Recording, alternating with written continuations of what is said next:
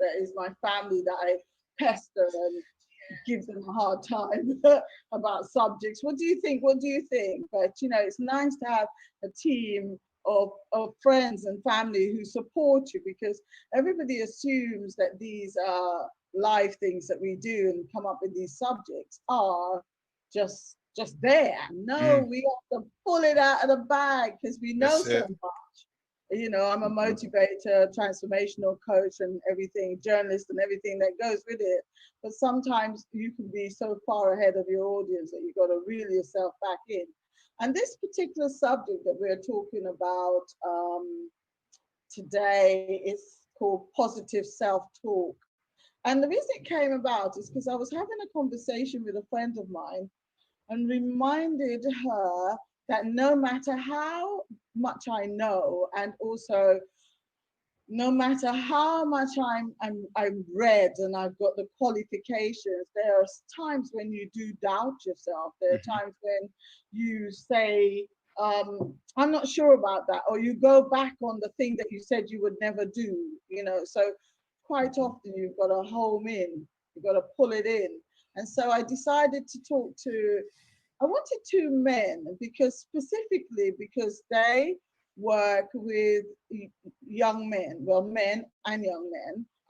And I want that. I want that in particular because I believe that women can self-motivate, or they have other people that they speak to, other women. But guys tend to hold it in on their own.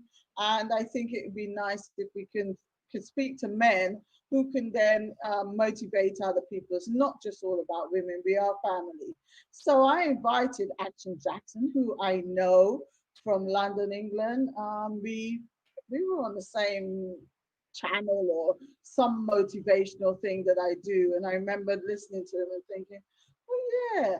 And I did put it out there to the Facebook audience saying, who is your motivator? Who would you put up? And names came up, and of course Action Jackson came up a few times. So thank you people for recommending him, because I reached out and he's here. Welcome to the Let's Talk with Sherry and Dixion, Action Jackson. It's a pleasure to be here. This is an amazing opportunity. I'm so fascinated at the fact that, I'm in the UK and you're over there in lovely sunny Jamaica, and Guyana, and Lavar is in Pennsylvania as well. So it's beautiful to be here today. Honestly, big massive shout out to everybody wherever you are watching from. My name is Action Jackson. I'm the UK ambassador for happiness, and my job is simple. I've got to make people happy about their lives, and I'm very busy right now because the world needs a bit more happiness as we speak. So it's a pleasure to be here to this afternoon, evening, morning, depending on where you're watching. Good day. Yes. Yeah. And then the second person is LeVar Thomas, who I found out we're related. He's Guyanese, although we've never met. And the Guyanese, it's Boller's side of the family. Obviously, there's two sides to the family, right? And Yes. and you were recommended, and I said, yeah, why not? A younger man, and it's good to get the perspective from a younger man as well. So welcome to Let's Talk with Sherry and Dixion.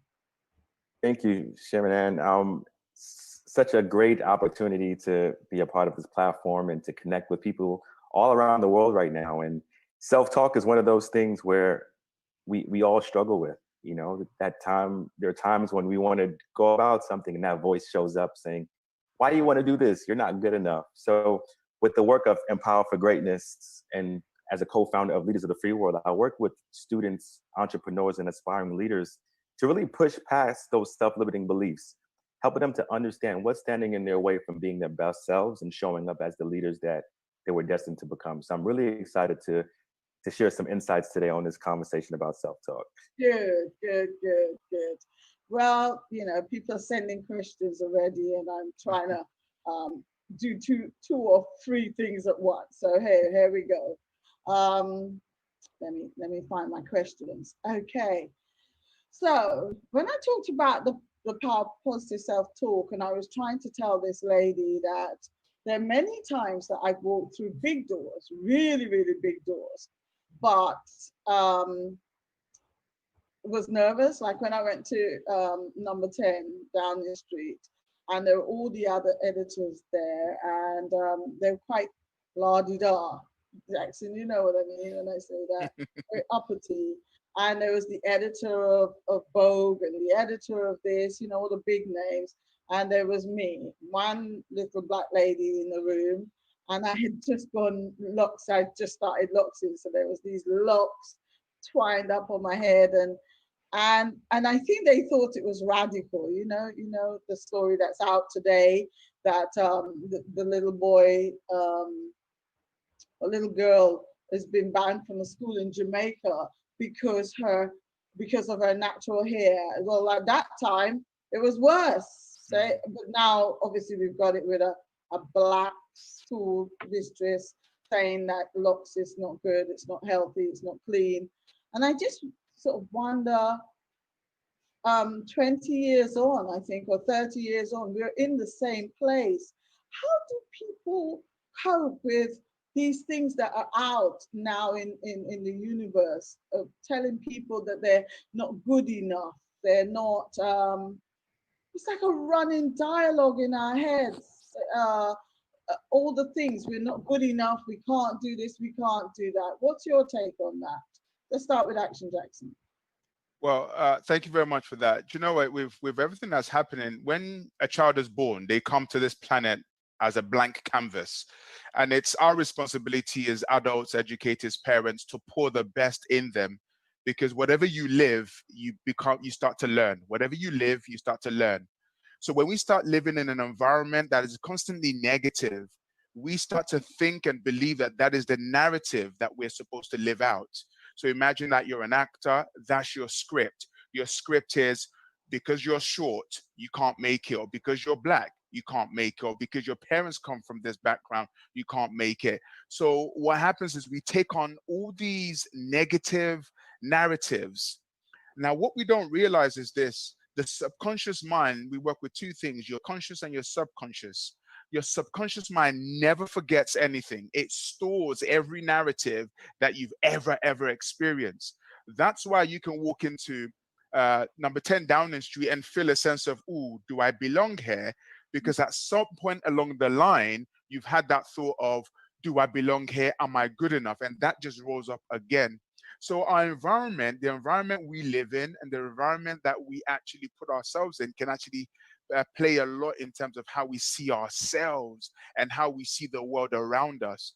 Some kids who are brought up in a poverty background are told, hey, why are you spending that? Stop spending that. We made of money. Money doesn't grow on trees. Whereas there's other people who grew up in a background that says you can have whatever you want. Even if that child grows up in a very opulent society, he or she will still be thinking, I can't afford this, I can't do that. So our environment plays an important part in who we are. When I say environment, not just your physical environment, but your mental environment as well. That's why I say to people, be very careful what you watch, because the films you watch can either reinforce how you see yourself. So mental environment and physical environment plays a big part in this whole journey of self-worth. Yeah, because if you ever gone to bed watching a film, I'm speaking to you, the audience, watching a film, and it's a film of murder and somebody beating you up and whatever, and then you wake up in the middle of the night hyperventilating because you're actually in your sleep, you're acting out that role, and that's the same with life, isn't it? LeVar, what's your take on this? Yeah, I think Action Jackson hit the nail on the head. Our environments play such a crucial part in helping us to develop our personal self-concept. And when we think about our environments and the experience that we go through, our mind begins to funnel those experiences into the self-concept and the subconscious mind, and really allows you to begin thinking, is this really true? Are these things that I'm thinking about myself, are they real? How other people view me, how I interpret those ideas. We begin to create our own form of self-concept. And what really affects people is expectations, what we expect for ourselves and what others expect from us. And if you're not careful, it's sometimes hard to delineate between the two, because you begin to internalize the opinions of other people. Yes. Now, I've read a number of things where, we become what we think about constantly, right? When you think about The Secret, when you think about Think and Grow Rich, and a number of authors who have, specialized on the mindset, we become what we think about. And if we're not careful, we begin to take as fact what other people project upon us. So we internalize other people's self-limiting beliefs. And it's so dangerous when we do that, because if someone tells me, LeVar, you're not capable of doing a TED Talk, or LeVar, you're not capable of this job opportunity or starting your own business, it tends to come from a place of someone else's limitations. Yes. It's so easy to project limitations upon other people. And you have to really take guard of those ideas and those thoughts, because as soon as they go into the subconscious mind, it becomes autonomous. I'm sure there are times that you've been driving in your car and you kind of just daze off. And next thing is like, you're thinking about what to eat for dinner, and you're driving, and you're thinking about what to do next. And you're literally in the car in autopilot. Yes. And the subconscious mind is driving you. So what thoughts within your subconscious mind that may not be as positive is driving you? Is driving your results, is driving how you see yourself and how you're interacting and navigating the world. So it really goes back to not only assessing your external environment, but also the internal environment, as Action Jackson has stated. And LeVar, one of the things that I was reading, because I thought I'll read back some of my notes that I speak on. And one of the things that came up in one of the seminars that I did, it was children, the things that people say to children. And I really want you guys to talk about this, because especially when, I've listened to some people sort of say, oh, she's the bright one. In other words, the others are not bright. That one, she's the brains in the family. Well, you're saying indirectly when you speak to your children or the people around you that the others are not bright. Also, the fact is that we grow up, even as adults, thinking that maybe you're not as bright as those people. It was said when we were children. So obviously, as you grow up, you repeat the same things. Oh, she's the bright one, or that one, she good with your hands, but she's not good with books. Do you guys get what I mean? And I've asked people to come on here today and bring their children on, and we've got 24 people so far. Bring your children on, because some of the things these little kids that are growing up need to hear what you guys are talking about, because self-talk is the internal narrative that you hold about yourself. That's what you said, your inner voice. So I would like to ask you guys about the things that people say not just to themselves, but they say out aloud to family, and what's good and bad about, but what are the importance and the benefits of positive self-talk? Wow. I'll take you back to a story. I was 5 years old. We were in Nigeria, and in Nigeria, you get to plant things. And one day I was planting something in a pot, and my mom was there by the balcony. And the next door neighbor came across, and she said, "Oh, what's Jackson doing?" And my mom said, "Oh, he's planting something in a pot. Everything he touches prospers." Right. I was 5 years old. Obviously, I don't know what that meant, but that lodged in my subconscious mind. And since that day, it was like everything I touch must prosper. I must become successful. And that word was like a seed in the garden of my mind. That's why parents have to be super careful what they say to their kids, because what you say to the child can destroy the adults. Yes. It definitely can. So whether you're angry, watch your words. Watch your words. Even the jokes as well, because I think for some of our backgrounds, we tend to joke about, our looks or our intelligence. The subconscious mind cannot tell a joke. It doesn't know what's funny and what's not. It just your mind is designed to follow your command. So that's why we have to be very sensitive what we say to our kids, honestly. Yes. You have to stop telling them you're stupid. Stop telling them, all the negative, you ain't good at that. Yes. We have to learn to rephrase our sentences in the way that we speak to people, not just children. You know, it's something that we have to keep on learning over and over again, because we can't forget that we're not supposed to say these things. LeVar, what do you say about always projecting the positive self-talk to children, particularly?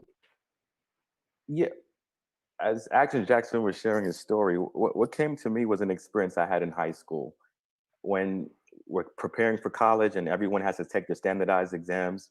And I did terribly on my exam to the point where I got rejected from most of the colleges that I'd applied to. So you could imagine, as an 18-year-old at the time, how lost I felt, where everyone is getting their acceptance letters into college and I'm just getting rejection after rejection after rejection. Yeah. And what that did for me was like, man, am I really smart? Like, am I really capable of going to college? Like, this reality made me feel like I wasn't good enough. Right. And looking back, years down the line, we have to kind of teach our youth to separate who they are from what they do. I think within educational institutions, we somehow define our worth by grades and, what course of direction you take, but those things are just marginal things compared to what we're truly worth, our ability to perform and achieve. So it's getting us to get clear about what it is that we're really good at, and understanding that, okay, I can do bad on an exam, but it doesn't mean I'm a bad person. It doesn't mean that I'm not good enough. It doesn't mean that I'm not smart or I'm not capable of doing great things. It just means that maybe I had a little test anxiety. Putting these things into perspective and really beginning to place visions and insights into the youth's mind.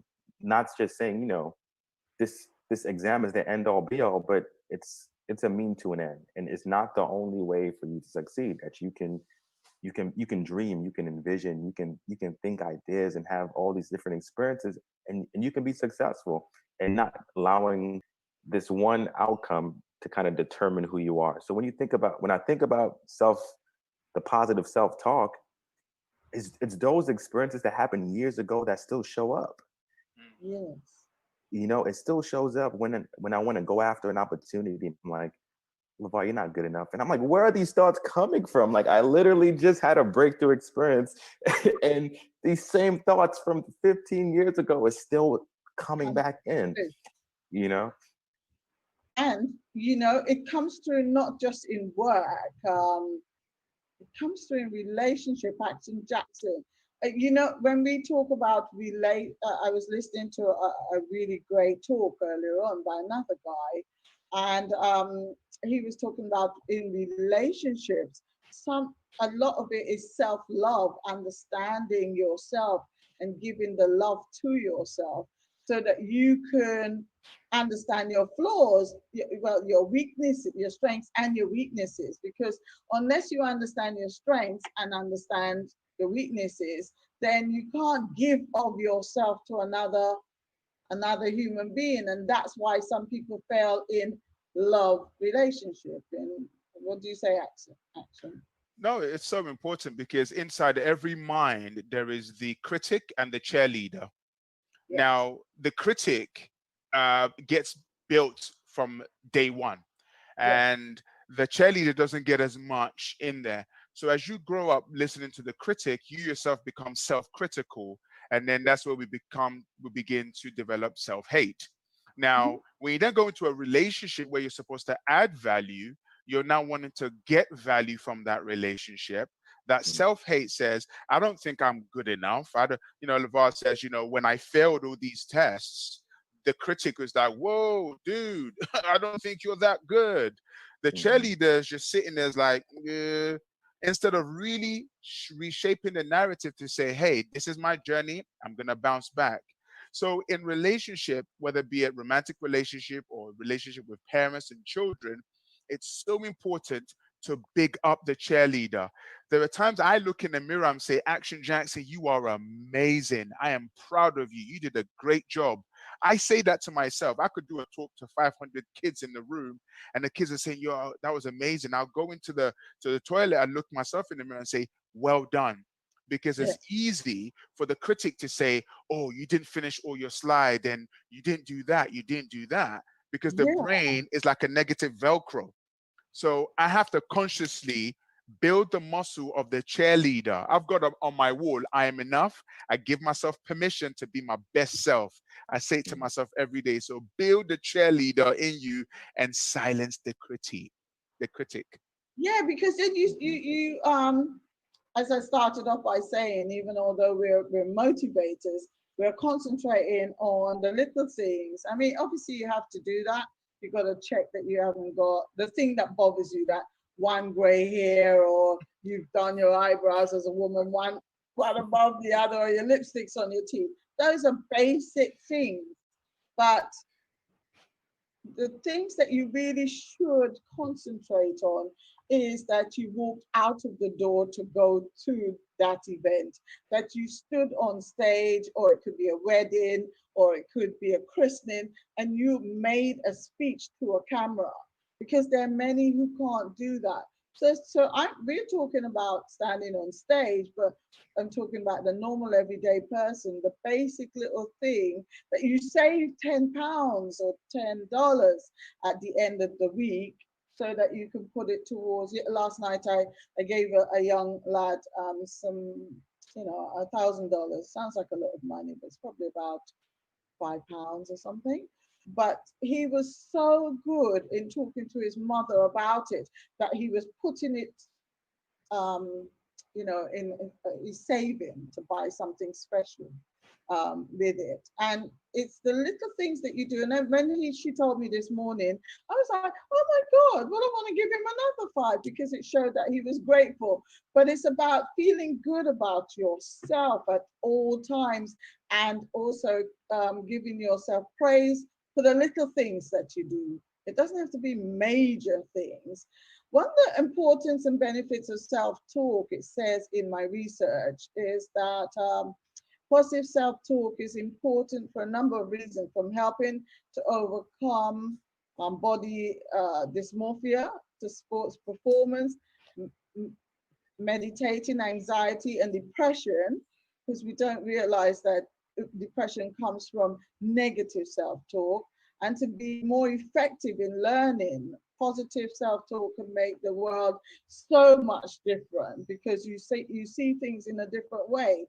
Positive self-talk can help to reduce stress, believe it or not. It can boost confidence and resilience. Do one of you want to share how maybe it affects you? Jackson, you spoke about it makes you feel better, but can you give me an idea, or the viewers an idea of how much the challenges of stressful situations may have affected you? Well, yeah. So, I mean, whenever you enter a situation, your brain switches on, because you got to remember that the brain was actually designed to keep you alive. And so it's always looking out for danger, so that it can alert you to respond. Now, most of the things that are happening aren't physical danger, it's perceived, fear and negativity. So when you enter the scenario, the first thing you need to do is stop, breathe, redefine. Stop, breathe, redefine. Stop, breathe, redefine. Now, I would actually add there, stop, breathe, smile, then redefine. So when you stop, breathe, smile, it's like, all right, cool. Like, I'll give you an example. I was getting ready to do a talk, and I had my PowerPoints ready. Everything's all set, plugged in the laptop. It won't come on. So I was like, okay, cool, right, stop, breathe, smile, then redefine. It's like, you know what? I know my message. Let's go out there and give everybody a good time. The second I said that, my brain received the command. See, I'm the commander of my mind. It does what I tell it to do. This is what I want everybody that's watching to say right now. I am the commander of my mind. It does what I tell it to do. I, Jackson, I'm the commander of my mind. My mind does what I tell it to do. The second you do that, your brain won't hijack you. It's going to just wait silently until you give it the command. So whenever what people have done is they've allowed external circumstances to hijack their brain, hijack their emotion, and that's where you get panic attacks from. That's where you get, sweating palms, headaches, and then all of a sudden people say, I've got panic attack. Well, that's because you've given control over to the external world. So I would challenge everybody to do this mantra. I am the commander of my mind. I tell it what to do. I am the commander of my mind. I tell it what to do. The second you keep saying that to yourself 21 times in the morning, 21 times in the afternoon, 21 times in the evening, 21 times before you go to bed, when you wake up in the morning, your brain's going to say to you, Your Royal Highness, what would you like us to do today? I love that. Royal Highness, yes, I like that. So LeVar, have you ever been in a situation? I'm still smiling at that. I'm going to practice that one. I like that. LeVar, have you ever been in a situation where you just thought the world's coming to an end? How can I deal with this? And it brought about a stressful situation. How did you deal with it? Yeah, I remember. So I served in the Peace Corps from 2014 to 2016 in Rwanda, and I remember I was working towards building a community library. And I'm working with all these stakeholders and these partnerships. And because illiteracy was a huge issue in my particular village, I'm like, this library is going to make a whole of a difference for students that don't have access to books, teachers that don't have the resources to instruct their classes. So I am working with all these different stakeholders. I'm putting up drives. I'm doing global fundraising campaigns.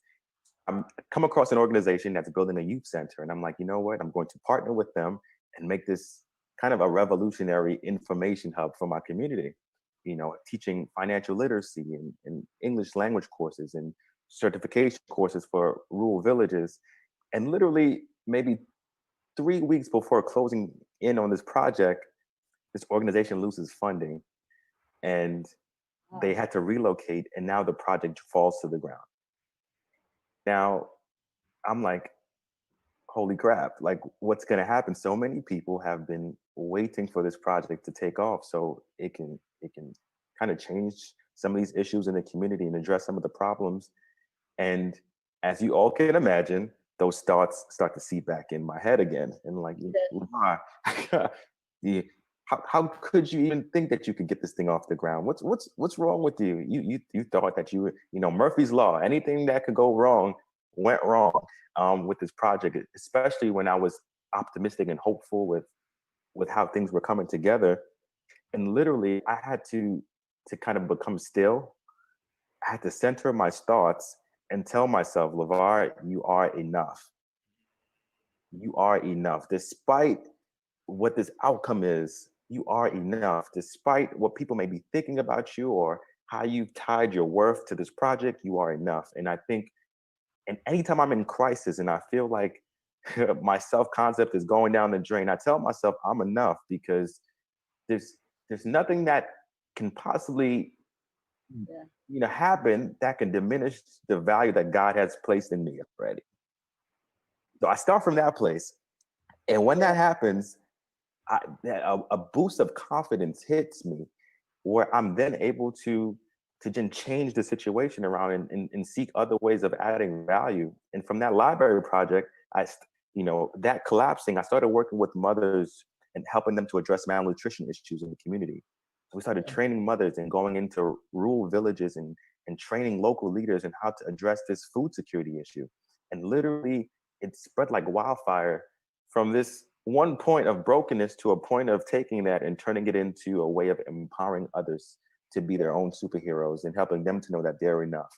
And literally, from any situation I find my back against the wall, I remind myself that I'm enough.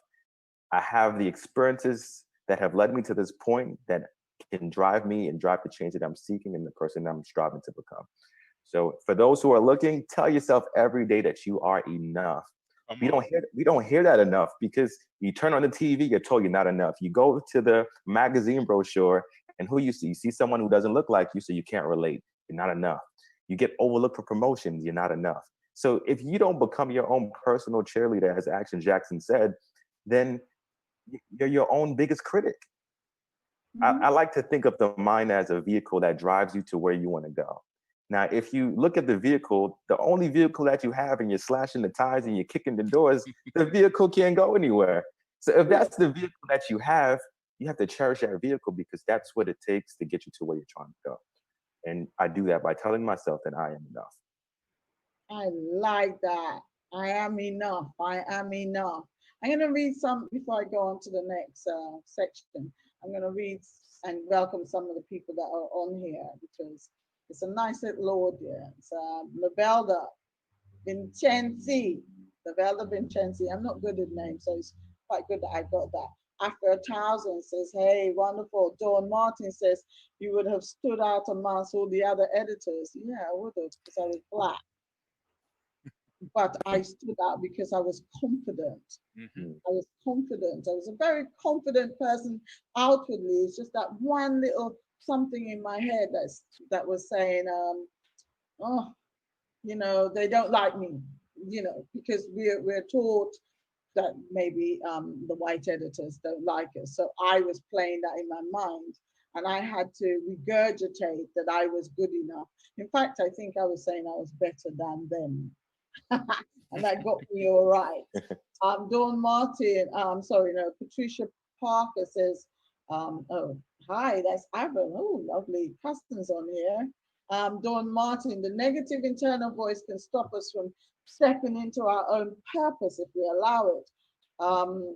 You have to be very careful with what you speak to into a child's life. I totally agree with that. Nikasi Ruth, hi, how are you doing? Sean Bollers, family, Afra Townsend, and 7 other people watching. Jeanette, hello, pleasant good day to you and the team. Fire! Somebody put up. So, hey, and we've got Myrna Bollers. It's like the Bollers are taking over. Cara Beresford, Roxanne Rose Beckles. Goodness, the whole family's on here. We've got people watching. Roxroy West. I really needed to hear this. Thank you. Thank you so much. And for me, that pleases my heart, because I hear so many men who are suffering with lack of self-worth, lack of motivation. And it always happens perhaps when in relationship, when a guy is down, when he's not feeling good, that he tells himself, well, I wasn't good enough for her. Can you guys address that, especially in relationships? It's interesting when we're playing sports and we're down 2-0 or we're down by 30 points, whatever. No one sits and says, oh, well, that's it. We bounce back and we go out there and we fight to win. And I think one of the things we need to understand, that whenever we're in a space of a relationship, or wherever you are as a man watching this, how you define yourself will determine how you live with yourself. Yes. If you define yourself as, listen, I am the king of this castle, my job is to love, to provide and protect. And even if I can't provide, let me try and find my best possible way to make this happen. And I think it's how we define ourselves. And here's one thing. I'm celebrating my 6th year wedding anniversary today. What did you say? What? 6th year anniversary, wedding anniversary today. My wife and I. And thank you. And one of the beautiful things about being in a marriage is this: my wife sees everything that I'm supposed to do right. Why do you drop that there? You're not 10 years old, blah, blah, blah, blah. And whenever she says it, it gets my back up against the wall. But then the commander in me says, is she trying to build you or destroy you? Yes. And then I answer, she's actually trying to build you, because, hey, Mr. Motivational Speaker, would your clients like to see that this is the habits you have behind the closed doors? And I have my own self-talk, and then I have to quickly admit to the fact that, you know what? She's trying to build me. Don't ever, as a man, think that the money in your bank account, or the accolades that you have, or your car, or however many trophies you have, are the things that define you. You define you. The word self-esteem, the word esteem in Latin means self-estimation, meaning you decide your worth. No one else does. So if you say in your head, because I don't have a job, I'm nothing. No, no, no, no, no, no, no, no, no, no, no. No, no, no, no, no. I don't have a job. I can make something happen. I will find, if there's no way, I will find a way to find a way. I'm the commander of my mind. I tell it what to do. So to all the men that's out there, please, number one, I would say to you, reach out to another guy who you respect. You might not want to reach out to the lady because you think, oh, my self-worth is down. She's not stupid. She sees what's happening. And please accept help from the females around us. They see what we don't see. I'm a great and successful businessman because my wife sees things that I don't see. So we work as a partnership. So please, please, please be a commander of your mind, man. I'd like to send this congratulations to her because number one, she's a black woman celebrating a black man and telling him, you know, he's good enough. And the anniversary thing, tell her I said happy anniversary. Yes, happy anniversary. Thank you. What do you say, LeVar? You know, I think Actor Jackson touched a lot of important points. I think we have to stop pushing this idea of like a flawed masculinity model, right? Men can't cry. We can't be emotional. We can't feel things, right? We have to somehow be resilient, be the strong, this kind of strong robotic individual where you just go from experience to experience and breaking through walls, and like that's not realistic. So if we continue to show up that way and we're not able to say, you know, today I'm not feeling great, today I feel like crying, today I'm sad, and developing a toolkit to express ourselves and humanizing our experiences, you know, I feel like in relationships, that's what partners are looking for in their partner. They want someone to be human, to reason with them, to express their feelings. And as men, sometimes we're not able to because we've been taught that we're not supposed to do those things. Yes. We're not supposed to be seen as weak. You know, we're supposed to be this type A individual where we're bringing in the money, we're providing, and we're busy. But then it causes us to overlook issues of depression. You know, it causes us to burn ourselves out. You know, it prevents us from actually seeking help because we feel like we can be resilient in every and all things. Yeah. So, I work with students, and the number one thing that they're afraid to ask for is help. You know, they're afraid to ask for help because they don't want to come off as being too vulnerable, or, you know, their ego has created the self-concept where it's like, you know what, I can do this by myself. You know, I can solve these problems on my own. And by the time they ask for help, their situation is at a point where you can't even help them because the building's on fire. You know, so I think we have to learn how to kind of contextualize our experiences, telling ourselves that it's okay to have emotions. It's okay to cry. It's okay to feel these things because they help actually self-actualize ourselves. You know, when you're able to go through experience and feel emotions, when you tell yourself, I'm enough, nothing shifts until you feel goosebumps going through your body. You feel the hairs on your skin raising and you continue to say it. That's why Action Jackson, you have to say these things 21 times in the morning, the noon, the night, because when you say the first 5 times, your mind doesn't believe it. Yeah. You don't believe it at all. So the more you tell yourself that, you begin to feel it radiate through your body, and it releases an energy that makes it shift. So, you know, for the men listening, you know, this idea of that men can't have emotions, we have to discard it, because then we create more generations of brokenness. Because it's carrying on and on and on. You've got some comments on here.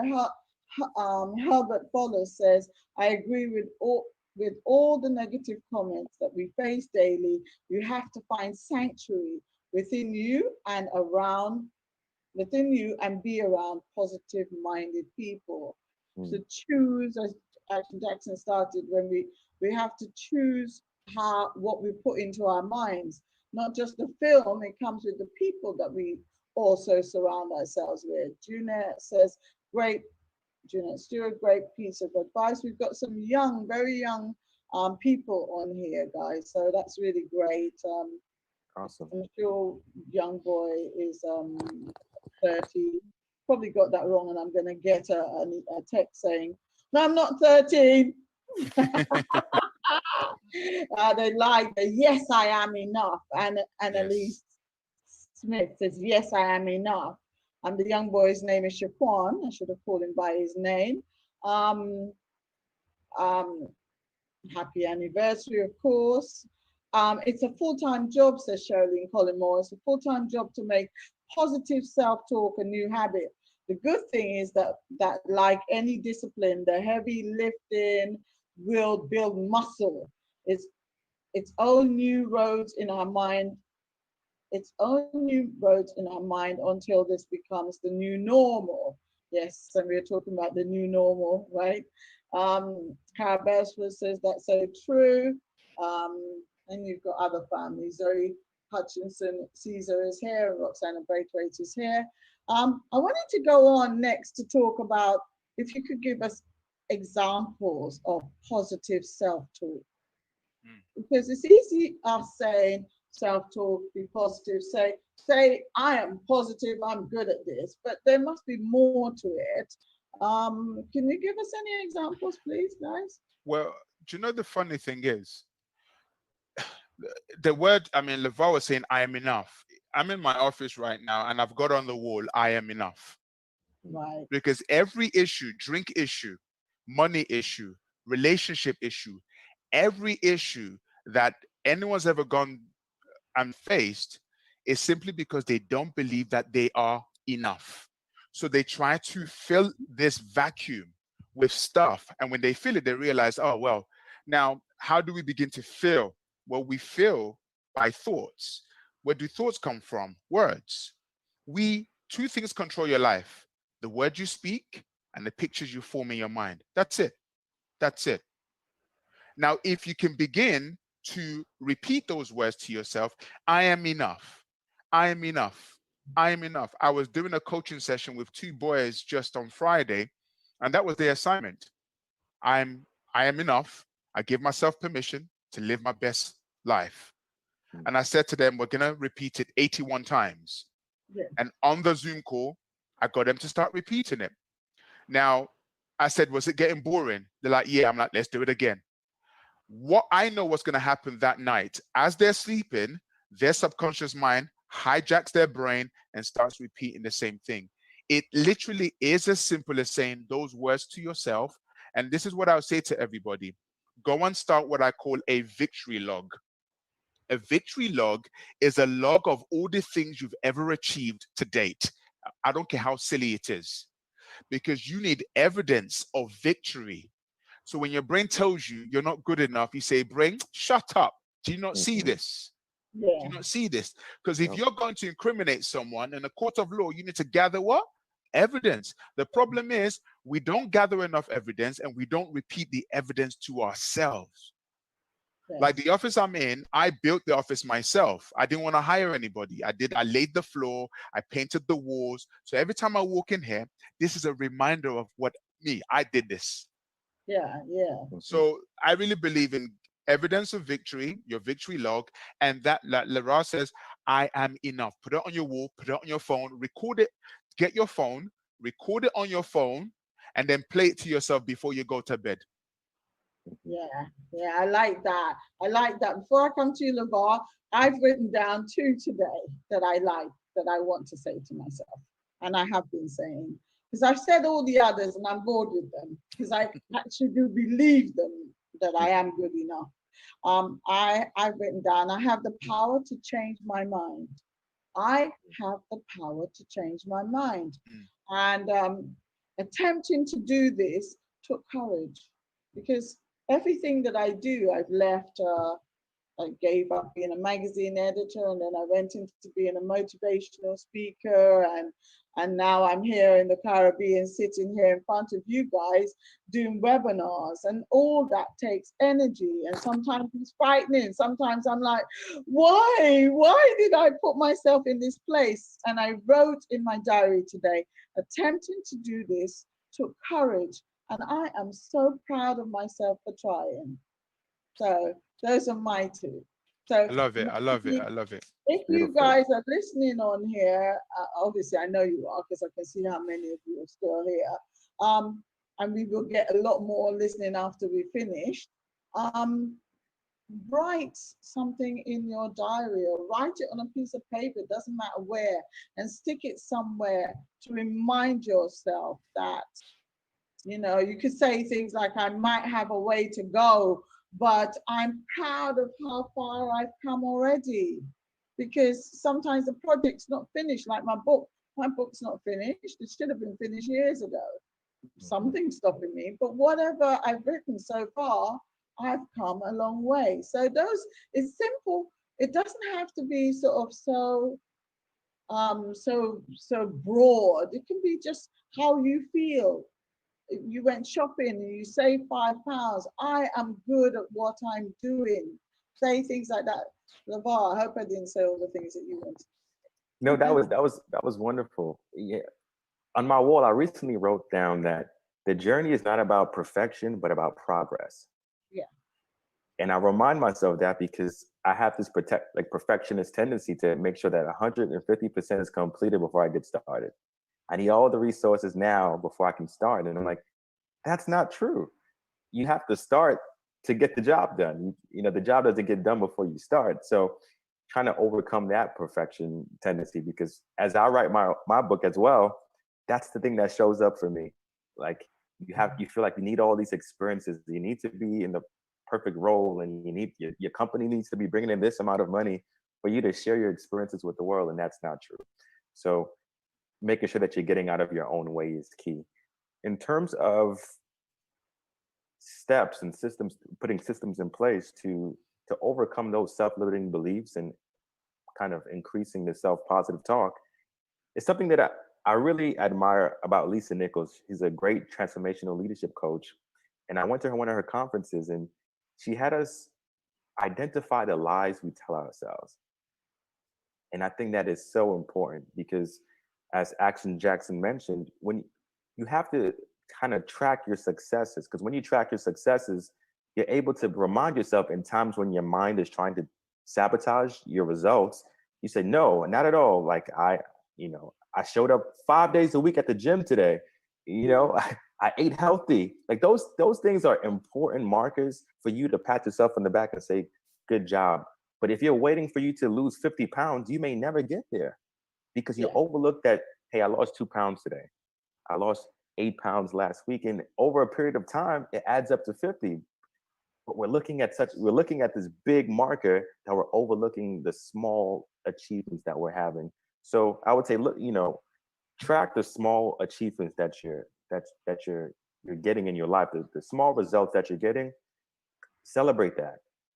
Identify a list, 10 to 15 things of ideas, beliefs that you hold true about yourself, positive and negative. And for every negative belief that you hold true, cross it out and write the opposite.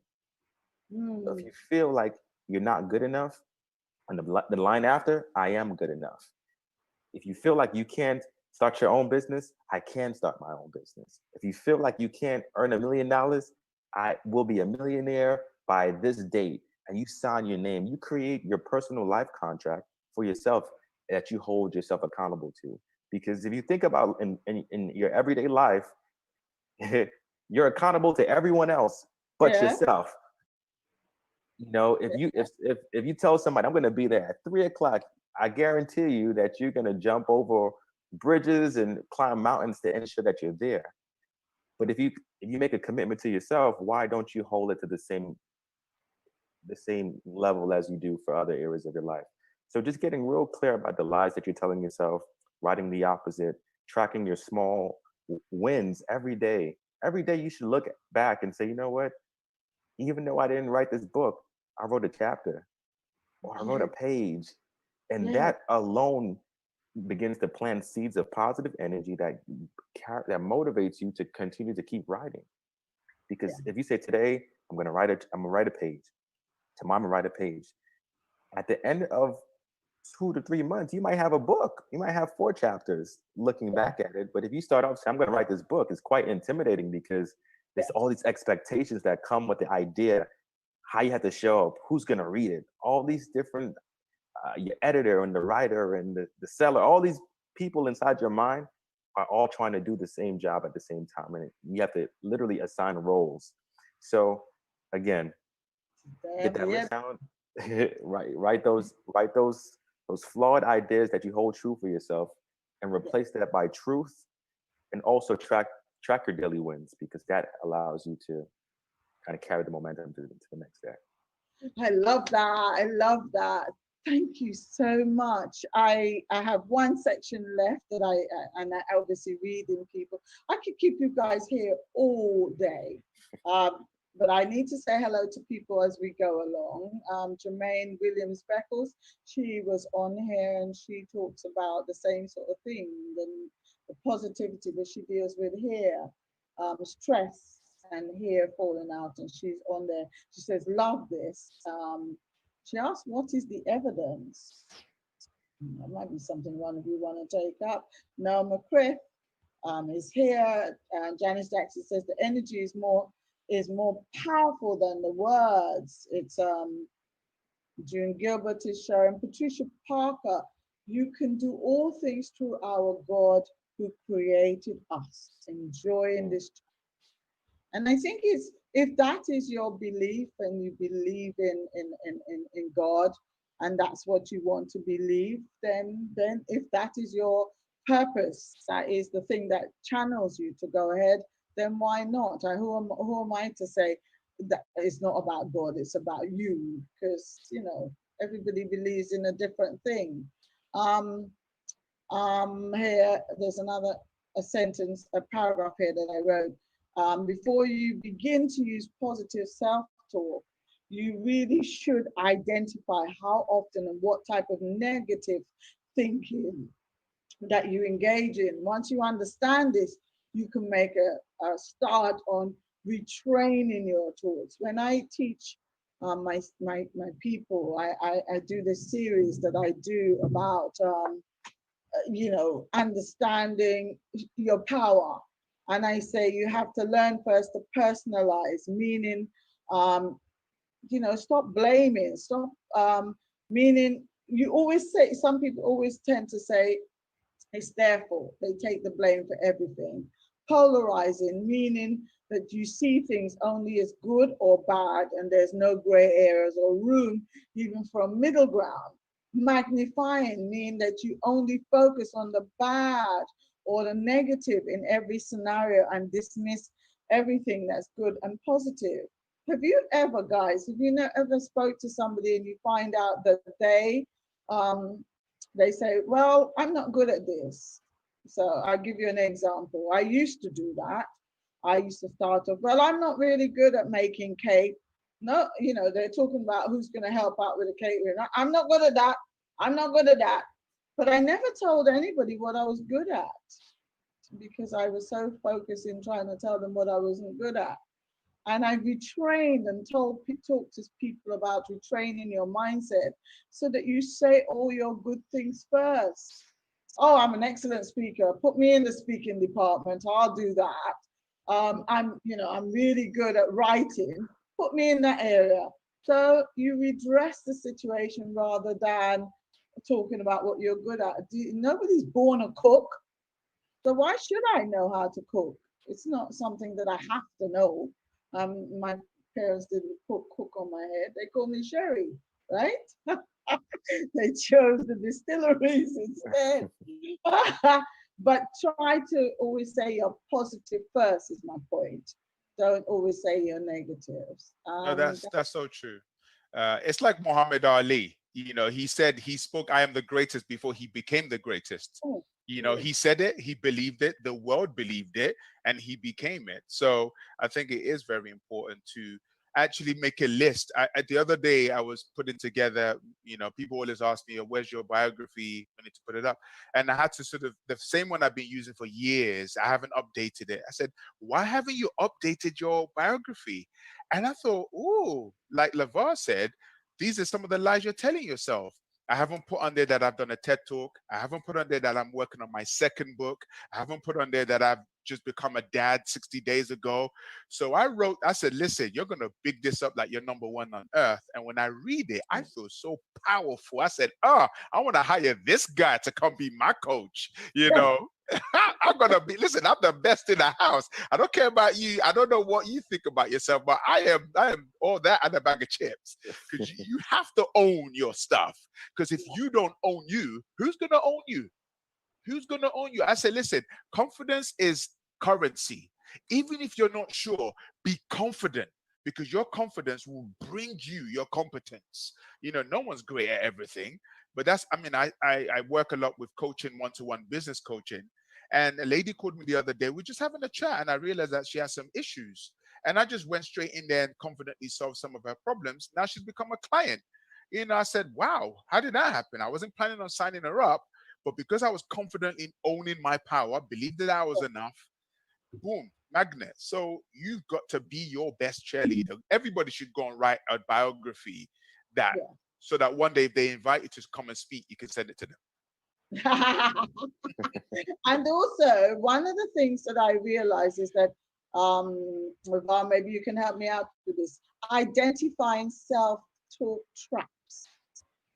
Some situations might cause us to indulge in more negative self-talk than others. For example, an introvert might find negative self-talk crops up whenever they attend school events or networking. I'm talking about younger people. Negative self-talk. Remember when we wasn't good at this? Remember, they talk about all the negative things. Young people do that. How about, I mean, where you were working, you must have had to identify some of these traps and help people to, in their preparation for positiveness. Yeah, I often have to remind myself that these thoughts are not the end all be all. That you can change. If you're not good at something, you can practice, you can get better. Well, depending on, you know, what you're doing. If you're not great of a singer, maybe practice won't help me to sing any better than I sing currently. But but I think it's just getting to the point where you can change, that you can learn from mistakes, and that you can take the nuggets that you learn from that experience and bring it to another experience and have a totally complete different outcome. If I'm training for a marathon, I can't train in a week. I have to take months of training. I have to exercise. I have to change my diet. I have to change my thoughts. I have to hang around with people who are running marathons. I can't hang around with people who are running sprints anymore, because we're running two different races. So there are all these different factors that I have to now consider as I'm rebranding and reshaping my mindset for this new outcome. And when I'm working with young people and they're convincing me of their limitations, I kind of have to make them aware that they are defending their limitations. Yeah. So sometimes it's not even like a consciousness. It's like, I'm not a good cook, and I'll never be a good cook. Well, who told you that? You can go on YouTube and follow a few recipes, and you can have a good dinner. But you're telling yourself from the jump that you're not good, and it's hard to convince someone against their will. Right. So it's really getting them to understand. You've been telling yourself this thought for how many years now? Maybe 20 years. And you've been getting the same results. Are you happy with those results? No, I'm unhappy with these results. Then how about you start pivoting this mindset? Let's introduce some new concepts and new ideas to help you to change the results you're getting. Because if you keep doing the same thing over and over and over, you're gonna get the same results. That's insanity. So it's like getting them to understand that you can change, that the environment that you grew up in, the circumstances you found yourself in, that's not the end. You can learn from that, and you can create a new reality for yourself. But to create a new reality, you have to up level your associations. You got to start reading a few things that can re-inspire you, help you to develop a new self-concept that's not rooted in limitation, but in purpose and potential. And start from that place. And as time goes by, you begin to feel a little bit different about yourself. When those sabotaging traps come in and you say you're not good enough, well, you're like, that's not true. I am good enough. So shut up. You know, you tell that side to shut up, because now you've developed the muscle to talk back to it. Now, it might sound crazy talking to yourself, but sometimes you have to talk to yourself to speak to the subconscious mind. You know, you're speaking the truth about yourself. So when you write down those truths about yourself and you're going through it daily, you're replanting a new framework for you to view your life and yourself through. Yeah. You have to do that continually. Guys, you've been really great. We've been on here for an hour. Before we go, I'd like you to I know that it's on the little flyer, but if you can just put in the thread, you know, the comments thread, you can put in how people can contact you, because I'm sure some people will want to, and maybe even to go to your website so that they can follow what you do. But before you go, I would like you to leave us with one thing that you feel is important that people, I know you've been talking about lots of things, but the one main thing that you want people to leave here with, that they can do to check in with their emotions, check in with their boundaries, you know? So action, Jackson, the one thing that you would say that they must put into place. I would say every single morning in front of that mirror, I want you to go to that mirror and say, I am the commander of my mind. I tell it what to do.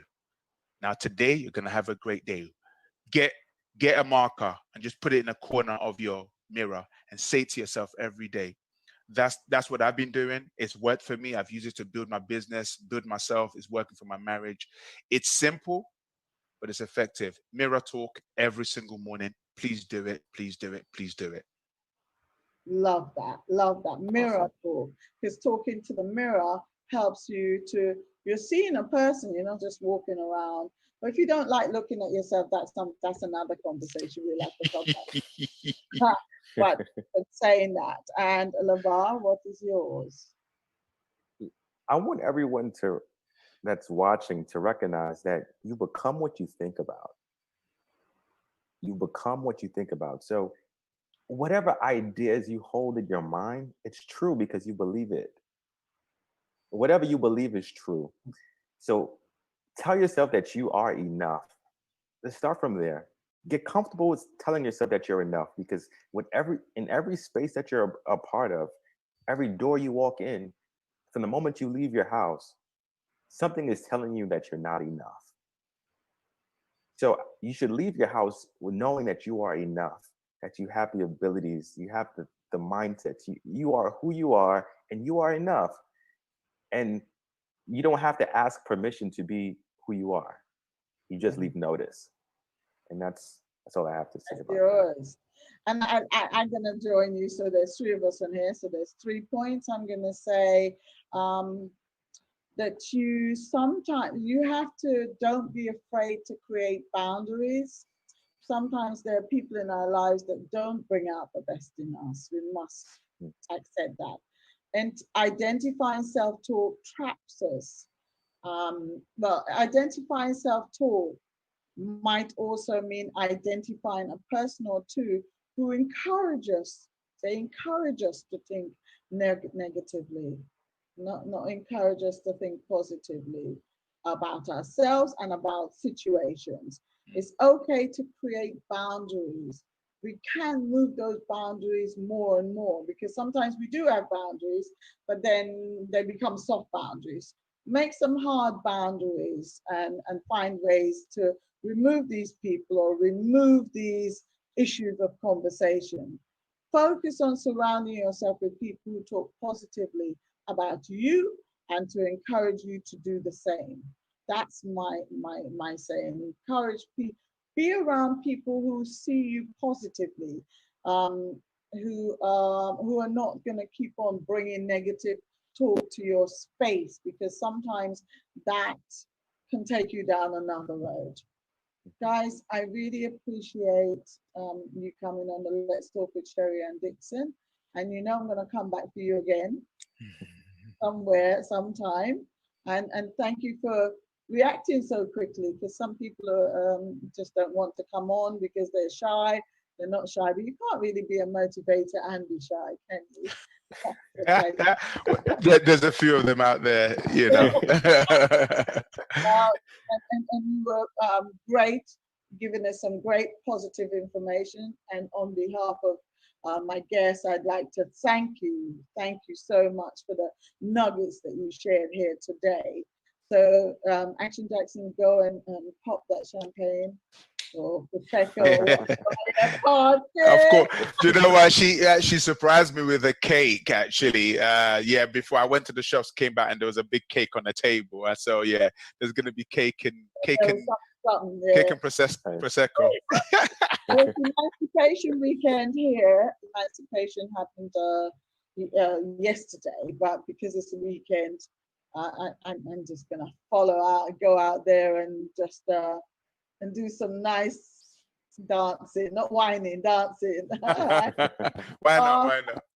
I've learned about new family that I have, so that's really nice. And thank you, Herbert, for recommending you go out and have a great day. I don't know what type of time it is where you are.